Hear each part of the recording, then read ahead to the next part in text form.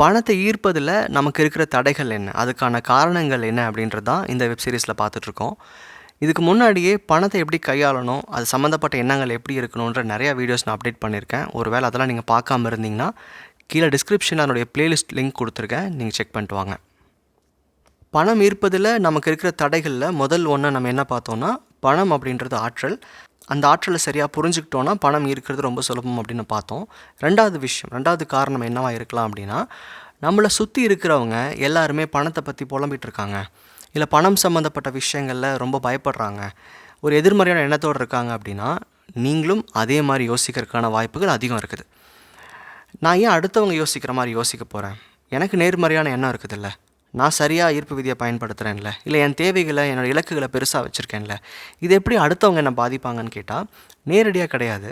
இப்போ நீங்கள் பழகிட்டுருக்கிற உங்கள் ஃப்ரெண்ட்ஸ் எடுத்துக்கோங்க, உங்கள் ரிலேஷன்ஷிப்ஸ் எடுத்துக்கோங்க, இல்லை உங்களுக்கு தெரிஞ்சவங்க அதிகமாக பேசுகிறவங்க எடுத்துக்கோங்க.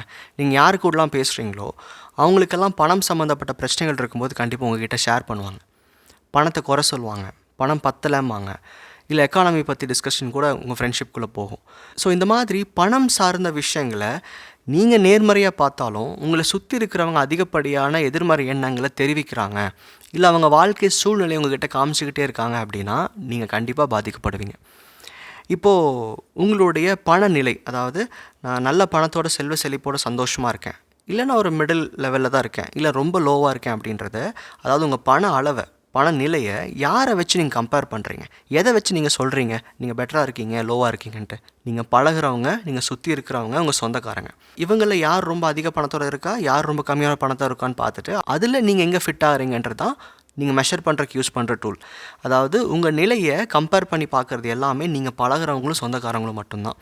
நீங்கள் ஏன் ஒரு பில்கேட்ஸ் கூடயோ ஒரு வாரன் பஃபட் கூடயோ உங்களுக்கு கம்பேர் பண்ணிக்கிறது இல்லை, ஏன்னா அவங்களாம் உங்களுக்கு யாருன்னு தெரியாது. ஸோ ஒரு பண நிலையை நீங்கள் கம்பேர் பண்ணுறதுக்கு கூட உங்கள் சுற்றி இருக்கிறவங்க தான் நீங்கள் பார்க்குறீங்க அப்படின்னா, இன்றைக்கி ஒரு பெரிய கோலை வச்சுக்கிட்டு அதுக்கு நீங்கள் ஃபோக்கஸ் பண்ணும்போது, பண அளவில் நான் இன்னும் பெட்டரான லெவலுக்கு போகணுன்னு நினைக்கும்போது, நீங்கள் பார்க்குற எக்ஸாம்பிள்ஸ், நீங்கள் பேசுகிற ஆட்கள், உங்கள்கிட்ட ஷேர் பண்ணக்கூடிய விஷயங்கள் எல்லாமே பணத்துக்கு எதிர்மறையாக இருந்துச்சு அப்படின்னா இதுவும் ஒரு காரணமாக அமையும் நீங்கள் பணத்தை ஈர்க்க முடியாமல் போகிறதுக்கு. அப்போது அடுத்தவங்க எண்ணம் நம்மளை பாதிக்குமான்னு கேட்டால் நேரடியாக பாதிக்காது. ஆனால் அவங்க பேசும்போது, அதாவது பணத்தை பற்றின பிரச்சனைகள் உங்ககிட்ட சொல்லும்போது, பணம் அப்படின்றது கஷ்டமாக இருக்குன்னு பேசும்போது, இல்லை நீங்கள் அவங்களுக்கு பணத்தை பற்றி அட்வைஸ் பண்ணும்போதும் கண்டிப்பாக நீங்கள் பாதிக்கப்படுறீங்க. அப்போது நீங்கள் பழகிற ஆட்கள் மாற்றிடணுமா, நான் சொந்தக்காரங்களை எப்படி விட்டு கொடுக்க முடியும், என் ஃப்ரெண்ட்ஸ் எப்படி விட்டு கொடுக்க முடியும்னு கேட்கலாம். இங்கே யாரையும் விட்டு கொடுக்க வேணாம். அட்லீஸ்ட் பணம் சார்ந்த விஷயங்களை அவங்க பேசும்போது அவங்ககிட்டேருந்து விலகி நில்லுங்க. நீங்கள் நேர்மறையாக யோசிக்கிறீங்க, பணம் எனர்ஜின்னு புரிஞ்சுக்கிறீங்க, அடுத்த நிலைக்கு போகணுன்றது உங்கள் எண்ணமாக இருக்கும்போது நீங்கள் சுற்றி இருக்கிற எக்ஸாம்பிள்ஸ் எல்லாமே தப்பாக காமிக்கிறீங்க கான்ஷியஸ்க்கு.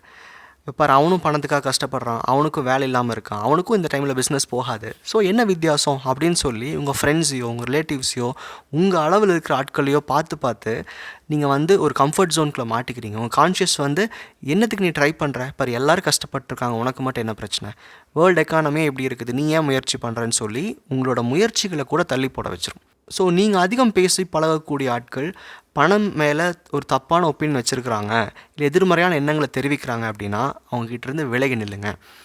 நெகட்டிவ் பர்சன்ஸ் அவங்கன்னு சொல்ல முடியாது, அவங்களோட சூழ்நிலை அந்த மாதிரி அவங்க பேசிகிட்டு இருக்காங்க, ஆனால் அது உங்களுடைய எண்ணத்தை பாதிக்கும். எந்திரிச்ச உடனே நன்றி எழுதுறீங்க, அஃபர்மேஷன் கேட்குறீங்க, பணம் சார்ந்த விஷயங்களில் பெரிய எண்ணங்களை வச்சுருக்கீங்க, நீங்கள் அதுக்குண்டான பயிற்சிகளை செய்கிறீங்க, ஆக்ஷன்லேயும் உங்கள் எல்லா வேலைகளும் செய்கிறீங்க, எல்லாம் பண்ணிவிட்டு உங்களை சுற்றி இருக்க 4-5 பேர்கிட்ட போய் பேசும்போது எல்லாருமே பணத்தை பற்றி குறை பேசுகிறாங்க, பணத்துக்காக புலம்புறாங்க, கம்ப்ளைண்ட் பண்ணுறாங்க அப்படின்னா நேரடியாகவோ மறைமுகமாகவோ அந்த எண்ணங்கள் உங்களை பாதிக்கும். ஸோ இனிமேல் பணத்தை ஈர்க்கணும், என்னோடய நிலை மாறணும்னு அடுத்த லெவலுக்கு போகணுன்னு நினைக்கிறீங்கன்னா பணம் சார்ந்த விஷயங்களை தவறாக பேசுகிறவங்க கூட அதிகப்படியான இன்ட்ராக்ஷன் வேண்டாம். அட்லீஸ்ட் பணத்தை பற்றியாவது பேசாமல் இருங்க.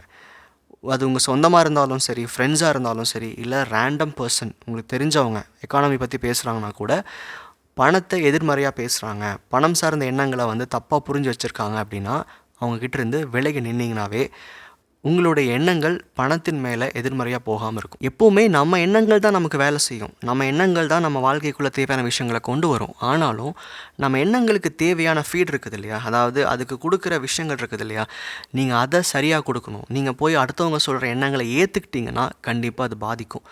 ஸோ அதனால் இந்த மாதிரி பர்சன்ஸ் கிட்ட போய் இல்லை இப்படிலாம் பேசாதீங்க, இந்த மாதிரியெல்லாம் எண்ணங்களை வச்சுக்காதீங்கன்னு அட்வைஸ் பண்ணுறதை விட நீங்கள் விலகி நிற்கிறது ரொம்ப ரொம்ப நல்லது. நன்றி.